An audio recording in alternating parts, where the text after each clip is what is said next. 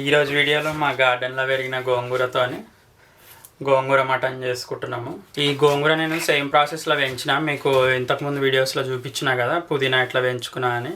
So ఇది same process. గోంగూర మటన్లకి నేను lamb తీసుకున్నా, అంటే మన మటన్ సూపర్ మార్కెట్లో తీసుకున్నా. ఇది కిలో కాస్ట్ వచ్చేసి 1400 ఇంచుమించు రూపాయల్లో చూపిస్తుంది.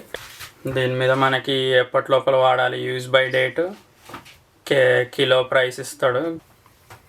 ఫస్ట్ దీన్ని నేను మంచిగా క్లీన్ చేసుకొని కట్ చేసుకొని ఒక 30 minutes బాయిల్ చేస్తా. ఈ గోంగూర నేను ఆకులు మాత్రమే కట్ చేసుకుంటున్నా, మళ్ళీ ఫ్రెష్ ఆకులు వచ్చేస్తాయి. అట్లా విత్తనాలు వచ్చేంత వరకు ఇట్లనే ఆకులు మాత్రమే కట్ చేసుకోవాలి. ఫస్ట్ ఇందులో నేను కొద్దిగా ఆయిల్ పోసుకొని హోల్ స్పైసెస్ వేసుకుంటున్నా. మన జీలకర్ర, ధనియాలు, లవంగాలు, ఇలాచి, దాల్చిని చెక్క, మిరియాలు, బిర్యానీ ఆకు, కొద్దిగా అల్లం వెల్లుల్లి పేస్ట్, 3 హాట్ గ్రీన్ చిల్లీస్, ఉల్లిపాయలు వేసి మూత పెట్టేసుకుంటున్నాం. ఒక 5 minutes ఆగి ఇందులో ఉప్పు, పసుపు వేసుకుంటున్నాం. మనం 30 నిమిషాలు బాయిల్ చేసుకున్న మటన్ ఇందులో వేసి కాసేపు ఫ్రై చేస్తాం. ఈ మటన్ స్టాక్లో మంచిగా కడుక్కున్న మన గోంగూర ఆకులు వేసి ఒక 10 నిమిషాలు ఉడికించుకుంటాం. మన ఫ్రై అవుతున్న మటన్లో ఒక teaspoon red chilli powder వేసుకుంటున్నా, హాట్ రెడ్ చిల్లీ, అలాగే ఒక టేబుల్ స్పూన్ పాప్రికా పౌడర్.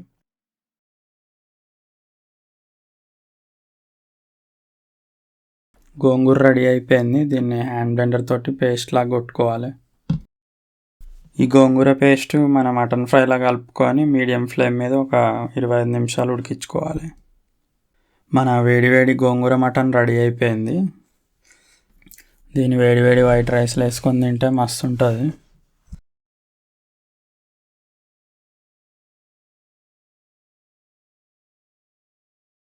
మన వైట్ రైస్ కూడా టైంకి రెడీ అయిపోయింది. దీన్ని టేస్ట్ చేసి చూసుకుందాం ఎట్లుంటుందో.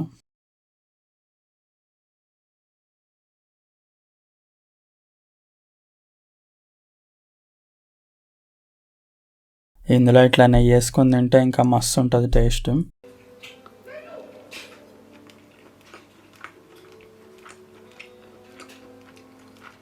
సూపర్.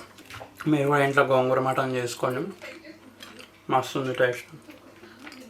ముక్క అయితే మంచిగా ఉడికింది, నోట్లో వేసుకుంటే కరిగిపోతుంది.